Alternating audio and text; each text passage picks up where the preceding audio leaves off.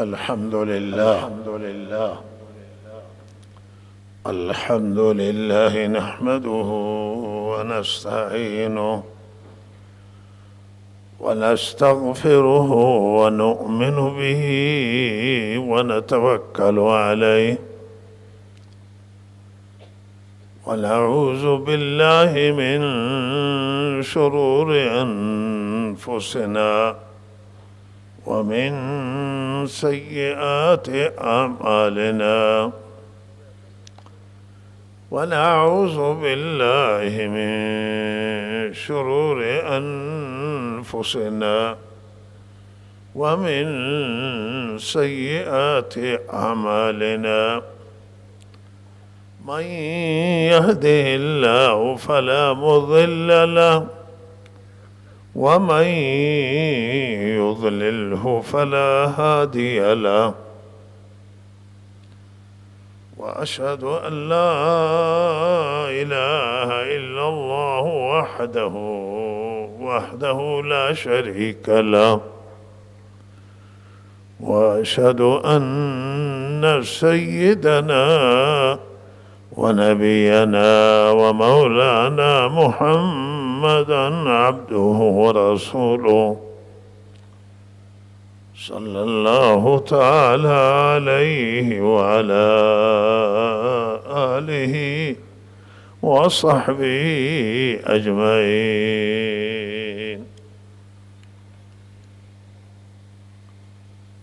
أما بعد، فأعوذ بالله من الشيطان الرجيم.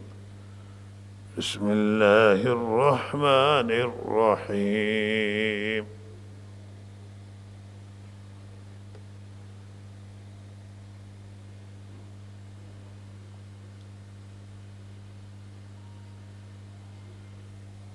إن الله وملائكته يصلون على النبي يا أيها الذين آمنوا صلوا عليه وسلموا تسليما.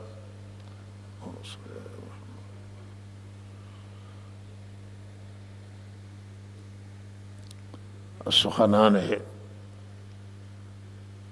مفید و زیبای همکار گرامیمون جناب مولانا عبدالرحمن استفاده کردیم.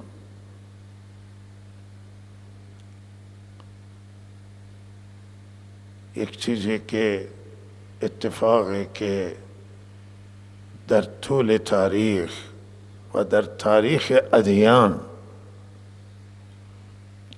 و تاریخ بشر رخ داده است، این بوده که وقتی که مدت و زمانی از تاریخ یک دینی گذشته است، بعدی ها که آمدن نسبت به اسلافشون و نسبت به دینشون غلو کردند و زیاده روی کردند،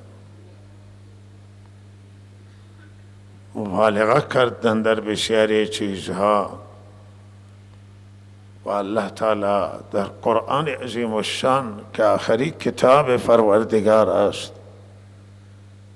و آمده تا جامعه بشری و انسانی را اصلاح کنه و به راه درست و صحیح تا قیامت راهنمایی بکند، قرآن عظیم الشان هشدار داده در آیات متعدد به این که ای اهل کتاب، شما در دینتون غلو نکنید.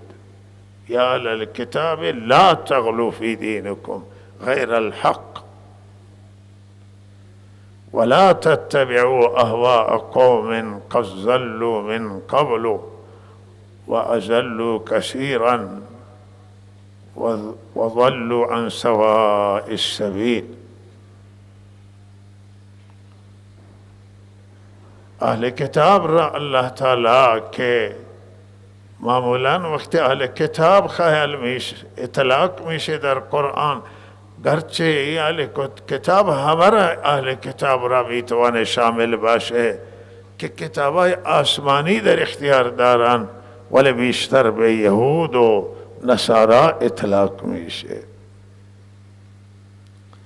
و اهل یهود و نصارا در دینشون غلو کردن، در دینشون زیاده روی کردن، گرفتار افراط شدن.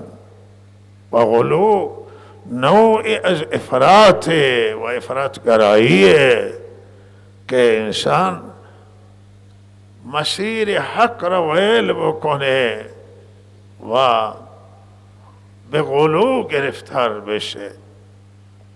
اشتارای مختلف اللہ تعالی در قرآن عظیم الشان داده، به اهل کتاب داده است، ولی حقیقتا قرآن ما را میخواهد گوشزد کنه که ما راه اهل کتاب نبریم و گرفتار مسیر اهل کتاب نشه.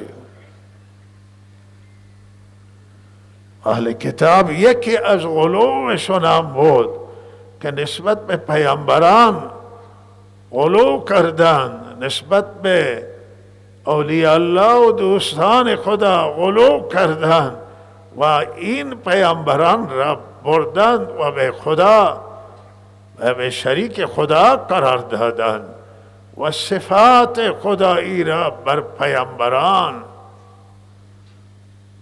عنوان کردند و این چیزی که الله از این ناراحت شد. مسیحا حضرت عیسی را فرزند خدا نامیدند و بعض مسیحا حضرت عیسی را خود خدا نامیدند و بعض حضرت عیسی را ثالث و ثلاثه، حضرت عیسی را یکی از سه خدا قرار دادند و عقیده تثلیث و یا عقیده الوهیت که حضرت عیسی را مستقیم خدا قرار دادند. و قالت المسیح، از عیسی گفتن که مسیح حضرت عیسی خدا هست و بعضی گفتن فرزند خدایه.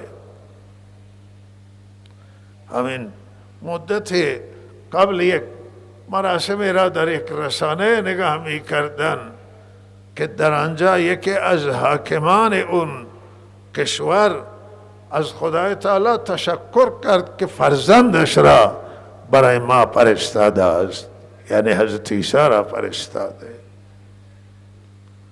و یهودی ها در حق پیامبران غلو کردند و حضرت عزیر علیه السلام را که مدتی 100 سال ناپدید شد و بعد از 100 سال مجدد حضرت عزیر ظهور کرد و این مدت الله تعالی او را وفات دادند 100 سال، چون از یک قریه گذر کرد و این قریه ویران شده بود و ساکنان قریه همه مرده بودند و حضرت عزیر گفت که یا الله این ملت و مردم را که رفتن از بین چگونه تو زنده میکنی قیامت.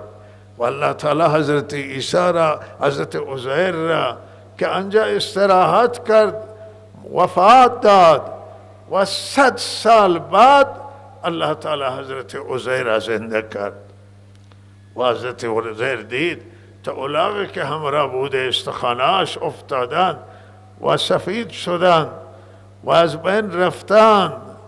اولاغ متلاشی شده، استخانهاش هم 100 سال گذشته است و طعامش هنوز ما در مشکش ظرفش آب موجوده و آب خراب نشده و طعامش هم سالمه. و حضرت عزیر خیال کرد که یک روز مونده یا بعضی از روز. الله گفت که تو 100 سال موندی و اولاغت را نگار کو که چه وضعیتی داره. و بعد الله تعالی ها و اولاغ زنده که اولاغ استخانه ها به هم ترکیب پیدا کردن و گوشت آمد و پوست آمد و اولاغ صدا را بلند کرد و زنده شد. گو اینطور من زنده میکنم مردار. حضرت عزیر وقتی که توی جامعه آمد حیران شدن که ایش از کجا آمده، و لحاظا اینه که عده گرفتار اشتباه شدن و حضرت عزیر را خدا قرار داد، در حالی که حضرت عزیر بنده الله و پیامبر خدا بود و حضرت عیسی پیامبر خدای، عبد خداست و رسول خدای، و حضرت مریم صدیقه هست، ولیه و از اولیاء خدا هست. حضرت عیسی از اولیاء خداست و پیامبر خداست و او را الله تعالی بدون پدر، الله تعالی از مادر به قدرتش پیدا کرده و خدا قادره حضرت آدم بدون پدر و مادر پیدا کرده است و حضرت عیسی را بدون پدر پیدا کرده و الله قدرتش را گاهی به نمایش میگذارد و آزمایش میکنه و انسان های هستن که بعد دچار اشتباه میشن و از عقل کار نمیگیرند، از منطق کار نمیگیرند، از نص کار نمیگیرند و از آیات الهی و بندگان خدا را خدا قرار میدن یا فرزند خدا قرار میدن. اینها غلو کردن در دین و الله می فرماید که این واقعی اینها را بیان میکنه و هشدار میده به ما مسلمانان که ای مسلمانان، شما مسلمانان که دینشون آخری دینه و تا قیامت این دین ماندگاره، گرفتار غلو در دین نشید، پیامبران خدا قرار ندید، اولیاء الله را خدا قرار ندید. اینها هر مقام ولی برسه و انسان برسه بعد غلام خداست و بنده خدایی و صفات خدایی شایسته خود خدا هستند و بندگان بالاترین صفتشون عبدیت هست و بندگی هست و این که بنده الله همه بنده خدای عز و جل. اما این اهل کتاب غلو کردن و مسلمانان هم متاسفانه توی دنیا گرفتار افراط و تفریطن. امروز در مسلمانان افراط تفریط موجوده، امروز در مسلمانان غلو موجوده. و من آیه دیگری که الله تعالی در قرآن هشدار داده که اتخذوا احبارهم و رهبانهم اربابا من دون الله، هم به اهل کتاب گذشته الله خطاب کرده است که اینها علمایشون را و دراویش و صوفیه خودشون را اینها رب قرار دادن بغیر از خدا. جایگاه ربوبیت و فروردگاری که مختص الله تعالی هست،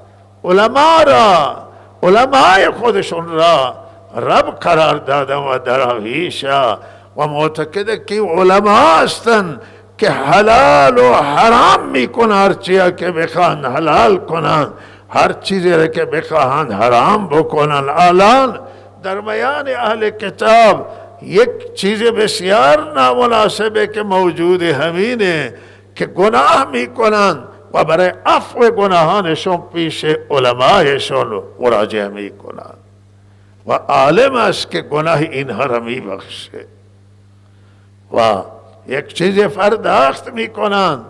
و لحاظ این شیوه در هم یهود بوده، در نصارا و در اهل کتاب گذشته بوده است که قرآن اینه هشدار میده که ببینید علما رب نیستن و صفت ربوبیت را ندارن، حلال و حرام نمیتونن بکنن. حلال و حرام کردن کار پروردگار است. علما فتوا میدن، علما از کتاب خدا فتوا میدن، از سنت و سیره آن حضرت فتوا میدن. علما حق ندارن که چیزی را حلال کنن از جانب خود و یا حرام قرار بدن از جانب خود. این اختیارات رب اختیارات پروردگاره و علما کارشون اطاعت خدا و رسوله. علما باید از خدا فرمان ببرن و سعادتشون در همین غلامی خدا، بردگی خدا. این کار بندگان است و دراویش هم همینطور. اونها خدا نیستن، اونها شفا دهنده نیستن، شفا را الله میده، نجات دهنده الله و در دست دراویش هم حرام و حلال نیست.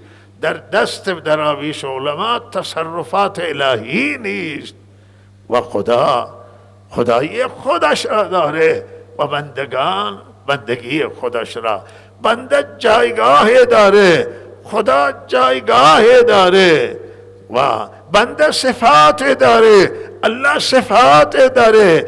صفات بنده بندگی است و شایسته اوست و صفات پروردگار شایسته ربوبیت و جلال و عظمت پروردگاره. الله هشدار میده به مسلمانان که های مسلمانان، شما آینده گرفتار افراط و تفریط نشید. نکنه یک وقت بندگان من علما را و دراویش و صالحین خدا قرار بدید، صفات الهی را برای اونها ثابت کنید. و یک هشدار دیگری الله تعالی داده که آرزوها و تمناها را لیس بامانیکم و امانی اهل الکتاب. الله میگه نه آرزوی شما برآورده میشه و چیزی هست و ارزشی داره و نه آرزوی اهل کتاب. اینجا مسلمانان هم الله مستقیما همراه کرده، میگه آرزو نکنید و تمنای بیجا نکنید.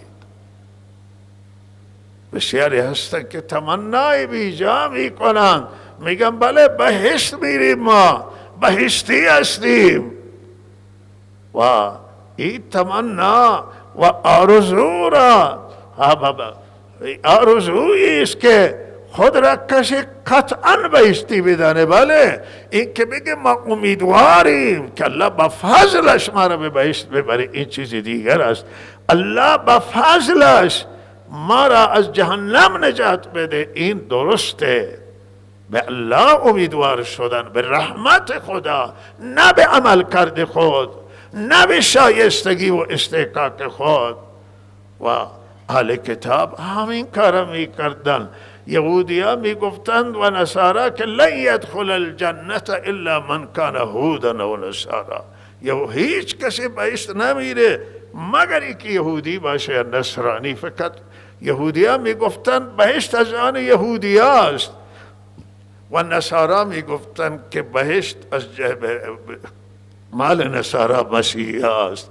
یهودیان جا ندارن، یهودیان می گفتن نصارا ندارن، هر دو می گفتن که مسلمان در بهشت جایی نداره، بهشت از آن ماست. الله میگه این تمناها و آرزوی بیجا را بگذارید. می گفتن که آقا ما روز قیامت برای گناه ها سوال نمیشیم. گفت حداقل اگه به جهنم برن 40 روز میرن و مدت کوتاه و قلیله و بعد از جهنم خارج می شود. همون 40 روزی که حضرت عیسی حضرت موسی رفتن که تورات نازل شد و اینها گرفتار گوساله پرستی شدند، لحظه گفتن که ما همین مدت توی جهنم میمانیم. برای اموال مردم گفتن ما را سوال نمی کنم، برای مال کتاب نه، برای عموم مردم امیین ما روز قیامت بازخواست نمیشیم. مالشون را خوردیم، گناه کردیم، روز قیامت بازخواست نمیشیم. الله تعالی می فرماید لیس بامانیکم ولا امانی اهل الکتاب من یعمل سوءا یجز به، هر کسی که بدی بکنه مورد مجازات قرار میگیره.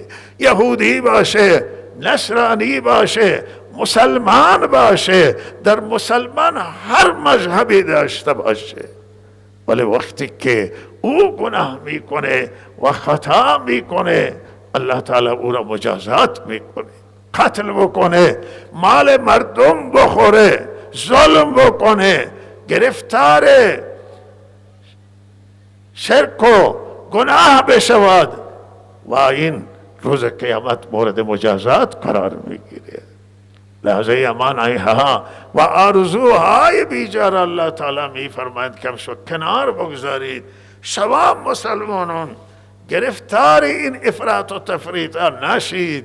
به آرزوی شما نیست که این آرزوی حدیث و قرآن متاسفانه بعضی از ما کنار گذاشتن و آرزوهای بیجا می کنند. یکی میگه اگر مردم بمیرند در مشهد، مشهد جهنمی نیست، همه میرن به بهشت.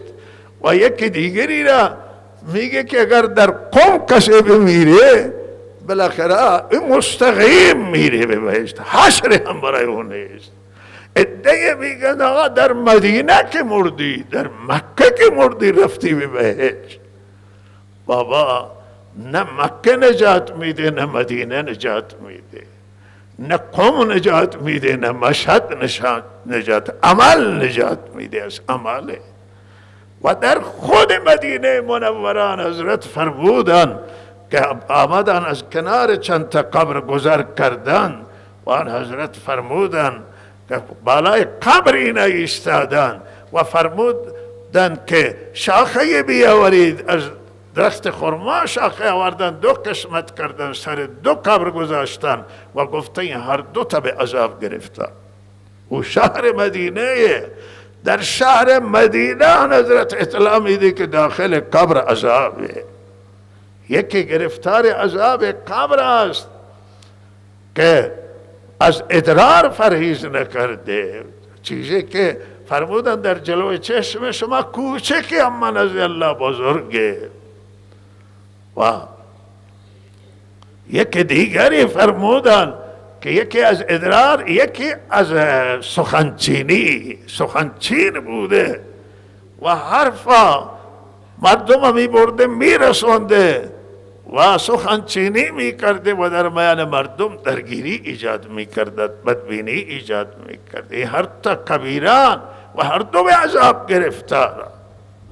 انسان هر جای بمیره در این دنیا از عمل بازخواست میشه، از عمل سوال میشه. در مدینه بمیره هم مهمان عمل خودش هست و اخلاق.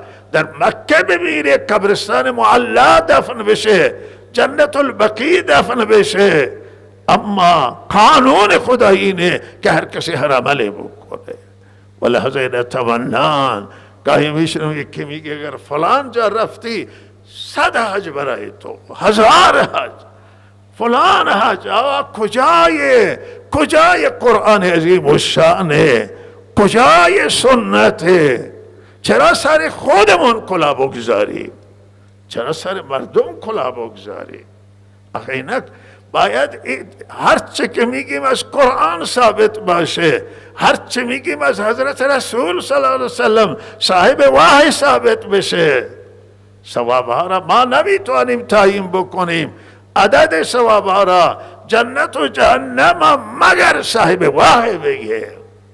این صحبتهای بنده عمومی هستند برای همان، برای تمام مذاهبان، برای شیعه و سنیان، برای همه هستند. اهل سنت هم این اشتاره برای اونا که در دینشون غلو نکنند، زیاده روی نکنند.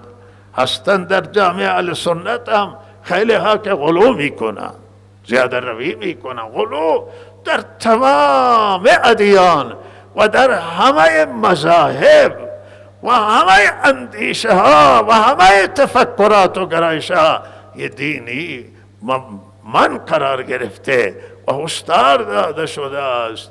از خود ثواب تعیین نکنید، از خود در شریعت چیز ما اضافه نکنیم.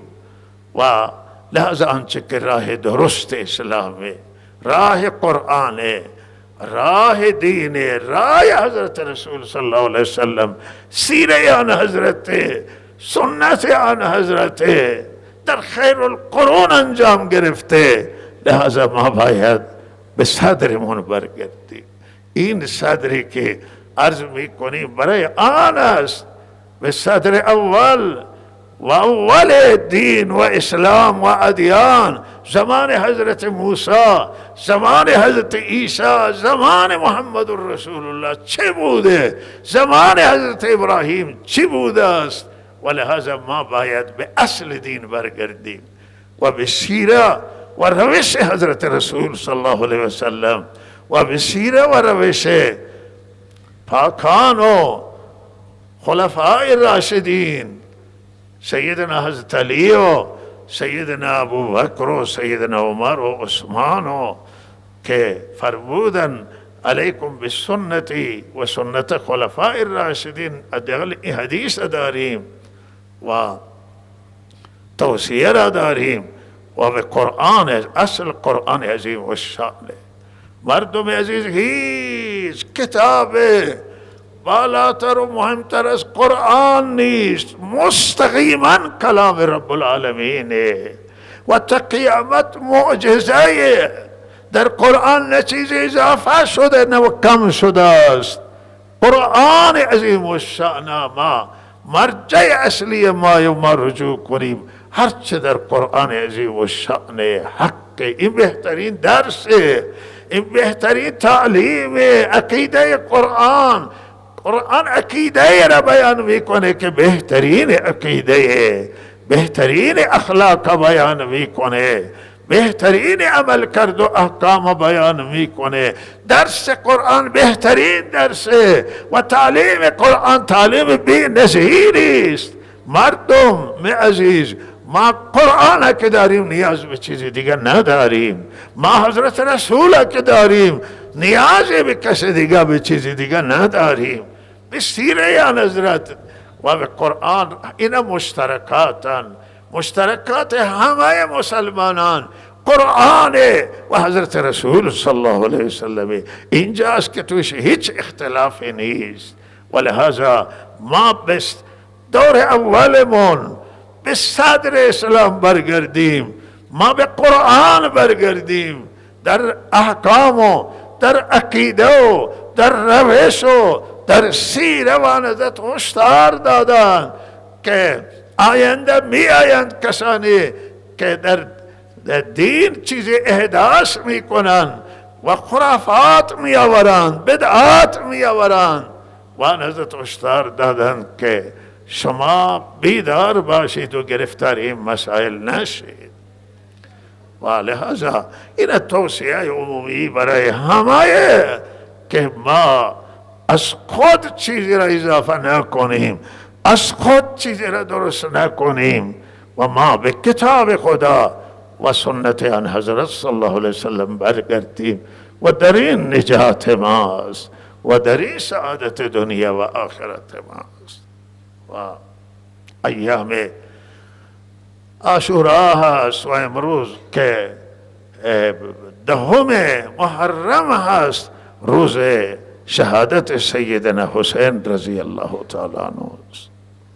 و من جمعه گذشته مقدار تذکره کردم و عزیزمان مولانا عبدالرحمن سلمه الله هم تذکره کردن و امام رحمه الله تعالی و امام حسین و صحابه کرام، بقایای صحابه رفته بودن اکثرا از دنیا، اما تعداد صحابه که باقی بودن اونها موافقت نکردن با خلافت استخلاف یزید و یزید را شایسته خلافت ندانستند و به اهلیت یزید شک و تردید کردن که او لیاقت داشته باشه، شایستگی داشته باشه، اهل باشه و بتوانه این همه گستره اسلام را و جهان اسلام را که در حد وسیع از دنیای این بتوانه مدیریت کنه و نگهداری کنه و عدالت را اجرا بکنه و دین را و مسلمانان، خون مسلمانان، اموال و ابروی مسلمانان و همه کسانی که در قلمروی اون حکومت اسلامی بودن بتوانه اونها را نگهداری بکنه. و لحاظا اینها بیعت نکردن با یزید و بیعت گرفته میشد در همه گوشه و کناره جهان اسلام برای یزید و مردم بیعت میکردن، اما این خواص بیعت نکردن و دشمنی از اینجا آغاز شد. و لحاظا اینها میخواستن برای کسانی که بیعت نکردن اثر از تنگ در بیارد که نه مجبور بشن بیعت بکنن. حضرت حسین رضی الله تعالی مدتی در مدینه ماندند و حاکم مدینه اونها همیشه اذیت میکردند و حضرت حسین به مکه مکرمه آمدند و در مکه مکرمه ماندند. اونجا عبدالله بن زبیر بود و لحاظا اونها را هم تحویل نمی گرفت و او هم بیعت نکرد و او هم گفت عبدالله بن زبیر حاکم مکه گفت که یزید شایستگی ندارد. و بالاخره همین بود که پس از مدتی بالاخره اهل عراق که شنیدن که حضرت حسین بیعت نکرده و صحابه بسیار بیعت نکردن، نامنویسی را شروع کردن و امام حسین را به قیام دعوت کردن و امام حسین گفتن که این حق مال شماست، شما شایسته حاکمیت را دارید، حاکمه، شما شایسته اید که خلیفت المسلمین باشید و این حق شماست، حق مردم است، مرد که شماست در رأس کارشون باشید و جهان اسلام مدیریت کنید.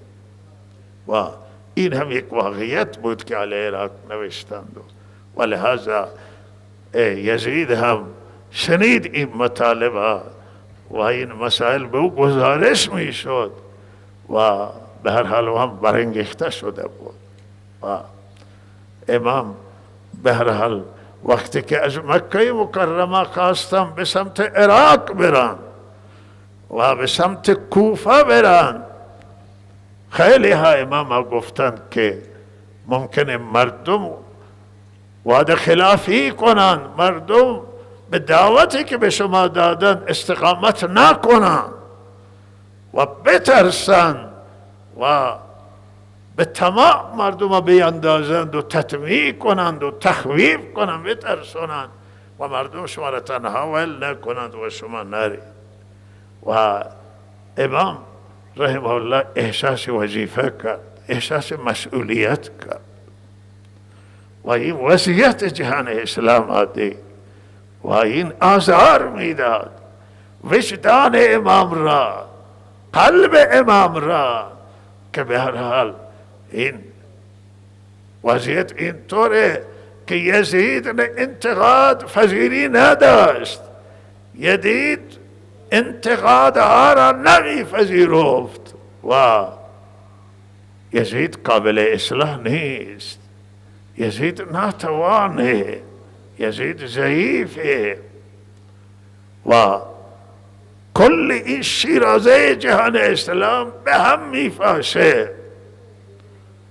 عدالت و قسط و عدل وقتی که برقرار نشه و وقتی همه این دست آورده های حضرت رسول صلی الله علیه وسلم و خلفای راشدین و حضرت علی رضی الله تعالی عنه و همه گذشتگان به هم بپاشه، دیگه زندگی هم شایسته نیست. و امام حسین بر موضع خودش پافشاری کرد و نزدیکان خود عبدالله بن عباس و دیگر نزدیکان قبول نکرد و گفت من میروم به عراق و هرچه که خدا بخواد همون میشود. عقیل هم مسلم بن عقیل نامه نوشته بود که مردم منتظر شما هستند و بعد مسلم هم شهید کردند و با خیانت کرده با ایشون و امام حسین رحمه الله رضی الله عنه در صحرای کربلا، نمیخواهم واقع را بیان بکنم، هم تلخ واقع واقعا ناگواره و هم وقت میبره، فرصت تمام شده است. امام رحمه الله به تنهایی با همون جبه کوچکی، نه اینکه لشکری بردارند و بیایند، همه این جبه 72 نفری آمدند اینجا به عراق و اینجا آمدند تا اون مردمی که نامه نوشتند همه برگشتند و جانب یزید را گرفتند، جانب عبیدالله بن زیاد را گرفتند، جانب حاکم را گرفتند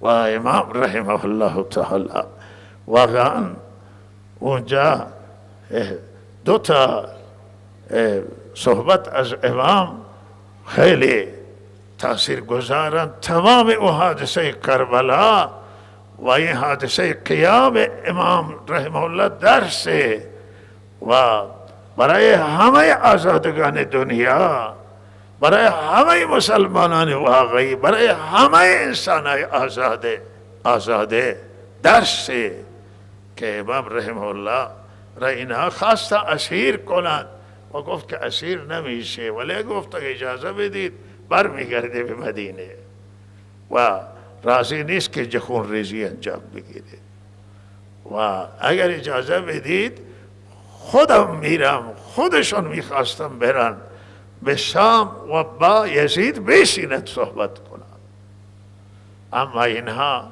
متاسفانه بعض سوء استفاده کردن، فرصت ندادن و گفته شما اسیر بشید و امام فرمود که هیهات من الذله، ذلت از ما دور، من اسیر شما نمیشم و من با شما درگیر میشم و امام رحمه الله ذلت را نپذیرفت و درس داد که مسلمان هیچ زمان نباید ذلیل بشه و ذلت را بپذیره. و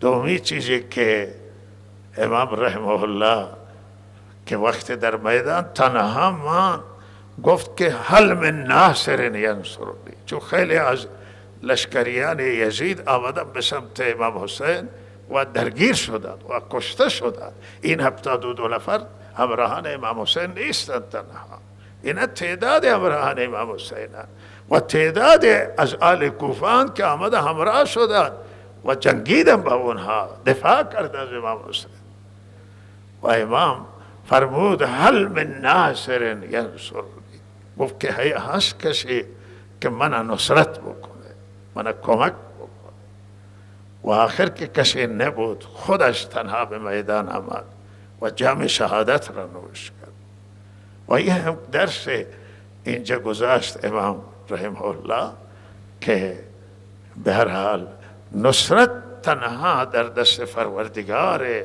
و در عالم اسباب با مردم هست و لحظه معلوم میشه که دست اولیاء الله، دست بزرگان دین قدرت خدایی نیست.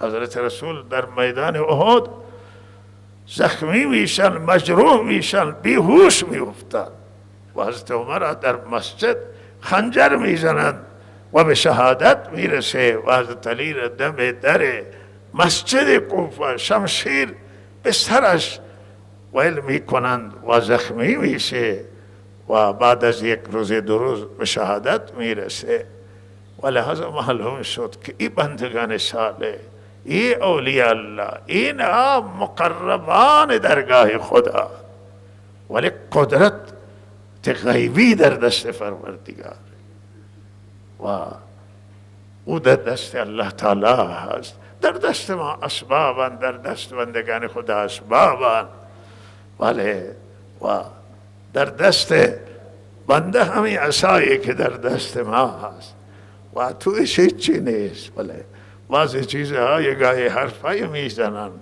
و عصای یک چوبی است و لحاظا ما همینه، توانایی ما همین اندازه، یکی بیشتر توانایی داره که امکانات داره، بالاخره دولت ها امکاناتشون زیاده. یزید امکانات زیادی داشت و ارتشی در دست و لشکری در دست و قدرتی، و امام حسین با او مقام و که امثال یزید و اینها خاک پای امام حسین نمی شدند و بلکه اولیاء الله خاک پای امام حسین نیستند و ولی در دستش قدرتی نبود، نه در دستش آتشی که همه را بسوزه و نه در دستش دریایی که همه را غرق کنه و نه در دستش کوهی که بر سر اینه چپه کنه و قدرت بشری. حضرت یحیی و زکریا دو پیامبر از یهودیا کشتن، ذبح کردن و حضرت عیسی را خواستن بکشند و بر حسب عقیده اسلامی و قرآن حضرت عیسی را الله بالا برد و لحاظا این اگر فرزند خدا بود، این اگر خدا بود بالاخره اینا را همونجا تباه میکرد حضرت عیسی، ولی حضرت عیسی را محاصره کردن و خواستن دستگیر کنن. او دشمن حضرت عیسی که وارد خانه شد، اولی دشمن، سرسختری دشمن، صورت حضرت عیسی بر سر او الله نمایش دادند و حضرت عیسی را بلند کردند و او را آوردن به دار آویزان کرد. اینها بندگان مقربان. درس این زندگی اینها درس شجاعت و درس شهامت و درس مردانگی و درس آزادگی را حضرت حسین رضی الله تعالی عنه به ما داد و تا آخر ایستادند و شهید شدند و به بارگاه. شهادت مقام هست، شهادت درجه، شهادت فضل الله و نعمت خدای عز و جل. الله حضرت حسین اکرام کردن و درجه دادن و مقام دادن و او را به شرف شهادت نائل گردانیدند. اما تمام اون کسانی که با حضرت حسین درگیر شدن، برای قدرت جنگیدن، برای اینکه از جانب یزید اینها درجه بگیرند و آفرین دریافت کنند و آینده پست و مقام بالاتر بگیرند، همه را خدا ذلیل کرد و با ذلت بسیار یزید ها مردند و رفتند. یزید که واقعه کربلا را به وجود آورد و حادثه حره که حمله به مدینه منوره و 3 روز مدینه منوره را برای لشکریان خودش حلال قرار داد که نه به مال مردم رحم کردن، نه به جان مردم رحم کردن، نه به ناموس مردم رحم کردن و یکی بزرگترین جنایات تاریخ حکومت یزید است. این 2 جنایت را مسلمانان نمی بخشند و تاریخ هم نمی بخشه و جهادیان هم نمی بخشند. جنایاتی که یزید کردند و رفتند و لحاظا این واقعی حره است و بعد 4 سال یزید کل حکومتش 4 سال بود و حکومتی نکرد. این تمام جنایت را یزید برای بقای حکومتش کرد. خیلی این جای نظره که برای بقای حکومت به شهر حضرت رسول حمله میکنه. از روزه اطهر آن حضرت شرم نکردن و از صحابه و بقایای مسلمانان که انجا بودن شرم نکردن و اینها برای بقای حکومتشون حمله و این هم شرم نکردن اینها که حسین نوای آن حضرت، فرزند آن حضرت، فرزند زهراست، فرزند حضرت علیه و صحابی حضرت رسول صلی الله علیه وسلم، اهل بیت آن حضرت، نسبت آن حضرت داره. اما شما ببینید که قدرت چند از شیرینه، حکومت چه بلاهی است که امام حسین هم میکشه که چند روز دیگه حکومت بکنه و بالاترین رقیب خودش را یزید امام حسین میدانست و گفت اینها میگفتن که با رفتن یزید دیگه تمام شد. قائل خوابید، با واقعه هر دیگه تمام میشه، اما تمام نشد و یزید را تمام جهان اسلام به یزید نفرین فرستادن. همه ناراض شد، ناراضی عمومی پیدا شد. برای بقای حکومت نباید مردم کشته بشن.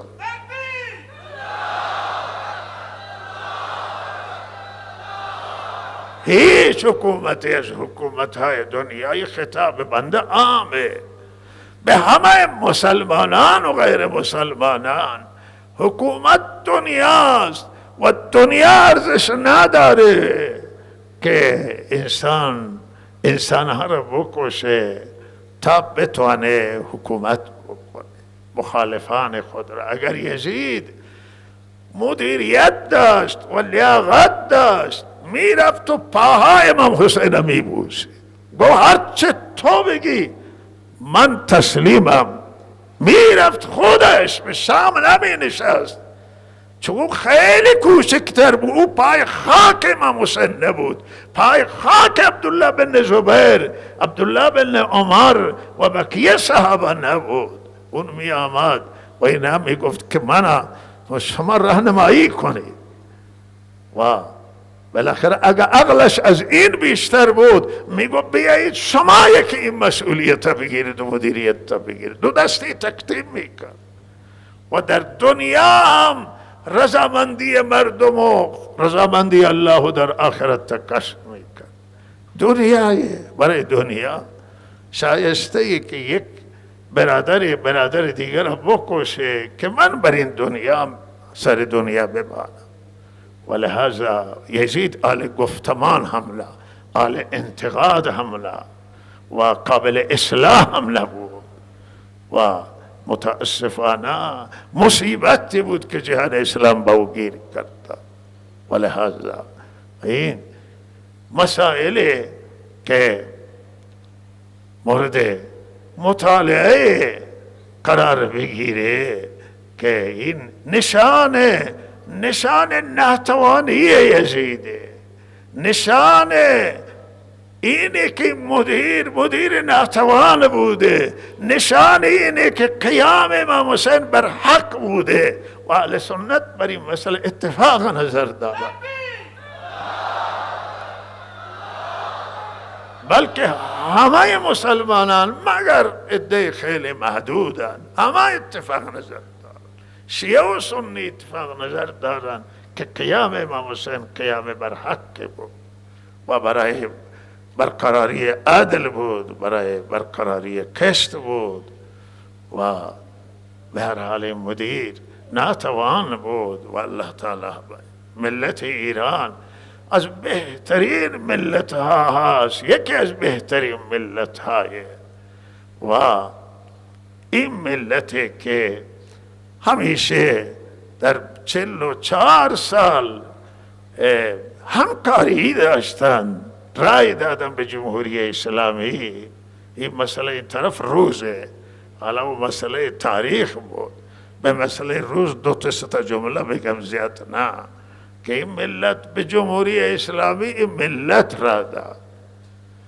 98% یا بیشتر 99% رای دادن، رای آره به جمهوری اسلامی و تمام انتخابات حضور پیدا کرد. 8 سال جنگ تحمیلی را ملت اداره کرد و من گاهی یاد میکنم و دلم میسوزه که این شیر زنان بودن که فرزندانشون تشویق میکردن برید از تمامیت ارضی کشور دفاع کنید، برید در جبهه غرب دفاع کنید. و همین زنان، همین بانوان ایرانن، شیر زنانن، شیر مردانن که کمک مالی می کردن، جوانانشون پرستادن که شجاعانه از سرزمین تمامیت ارضی و استقلال میهنی دفاع کردن، از انقلاب دفاع کردن، از نظام دفاع کردن و بالاخره اینها برگردن همه مای ملت حق داره. ما هرچه داریم، حاکم هرچه داره، دولت هرچه داره، نظام هرچه داره، زمین مردم داره و حکومت داری و بالاخره انتخاب دولت و انتخاب مسئولان همه و همه به مردم هست. مردم مستقیما و غیر مستقیم تمام مسئولان همین مردم تعیین میکنن و لحظه این حق مردم هست و که به حرف مردم توجه بشه، حرفشون گوش بشه. ما حرف اینها را گوش کنیم، بشینید به اینها، تواضع کنید در مقابل این ملت. خدا شما را دستور داده، این دستور الله که به حضرت رسول میگه که پاکترین انسان و بزرگترین انسان که میگه واحفظ لهم، اما میفرماید که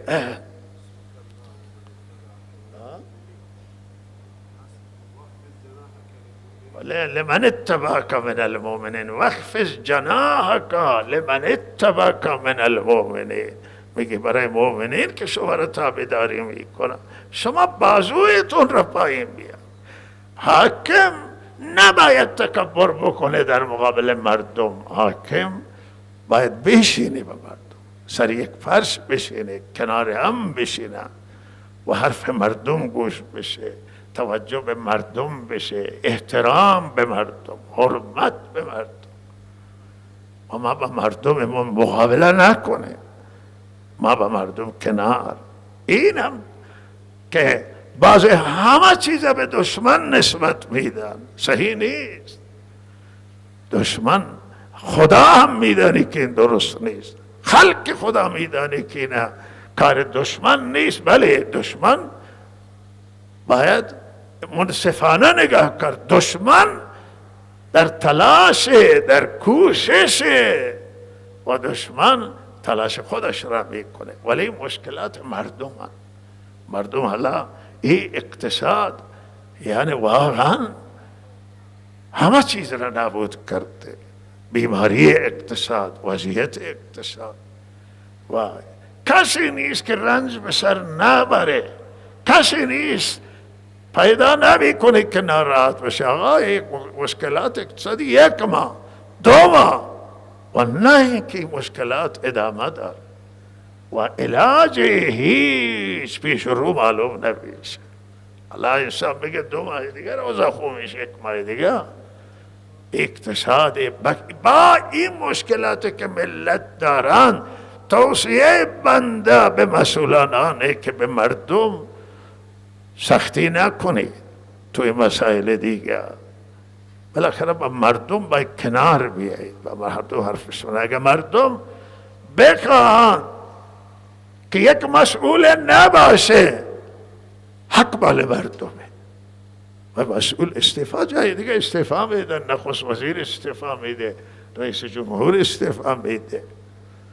و اگر مردم بخواهند که استاندار نباشه، استاندار استعفا میده. و ببینید که مردم رضایتشون رضایت خدا هست، ترحم بر مردم مایه رحم خدا است. مردم اگر نگهداری نشن، مردم اگر ما را ویل کنن، مشکل میشه، همه چیز به مشکلات گیر میکنه. ما امیدواریم که آینده خیری الله تعالی بیاره. و صلی الله علی سیدنا محمد. بعد از جمعه الله تعالی دستور داده است که ذکر خدا را به کثرت بکنه، خدا را زیاد یاد کنه. فإذا قضيت الصلاة فانتشروا في الأرض وابتغوا من فضل الله واذکروا الله کثیرا. خدا را به کثرت یاد کنید. و امروز هم روز عاشورا هست و انشاءالله با ذکر مصلی را بعد از نماز ترک میکنید و انشاءالله شعاری و چیزی نباشه و انشاءالله به خانهتون برگردید که امروز عزیزان ما دیگر ممکنه توی خیابان هم باشه. و آخر دعوانا الحمدلله و صلی الله علی سیدنا